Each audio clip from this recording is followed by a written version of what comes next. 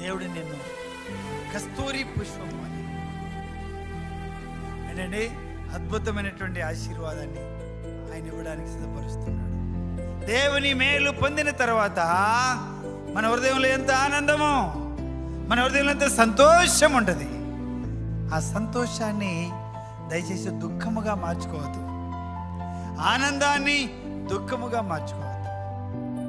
ఎందుకంటే అది ఎప్పుడు మారుతుంది అంటే దేవుణ్ణి మనం గణపరచకపోతే, దేవుణ్ణి దేవునిగా మహిమపరచకపోతే, దేవుడని అంటున్నాం మనందరం, అయితే దేవుని స్థానాన్ని దేవునికి మనం ఇస్తే 2025వ సంవత్సరంలో నువ్వు ఆశ్చర్యమైనటువంటి ఆనందాన్ని, ఆరోగ్యాన్ని, బలాన్ని, ఐశ్వర్యాన్ని, అన్ని రకాల దీవెనలు దేవుడు నీకు చూపించడానికి ఆయన ఇష్టపడతా ఉన్నాడు.